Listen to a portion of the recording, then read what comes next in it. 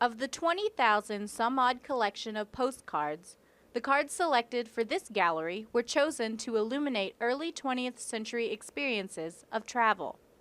National Trust of Historic Preservation Special Collections curator Doug McElrath says the popularity of postcards burst into the scene around 1910.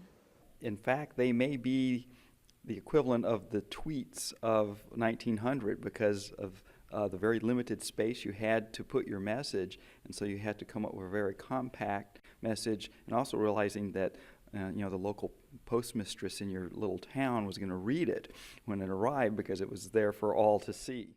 Representing a new way to communicate in the early 1900s, McElrath wants spectators of the collection to think of the cards as more than just pretty pictures, but as sources of interesting historical information, as preservation of material culture.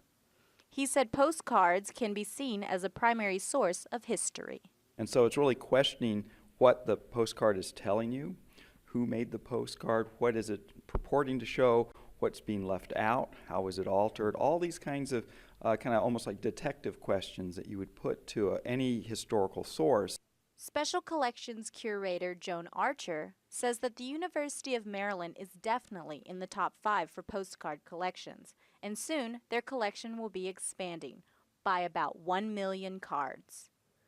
Donald R. Brown of Pennsylvania, who has been collecting postcards for about 67 years, will be donating his collection to the University of Maryland.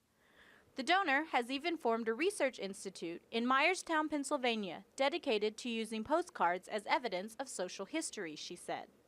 McElrath says that the possibilities these postcards provide are endless.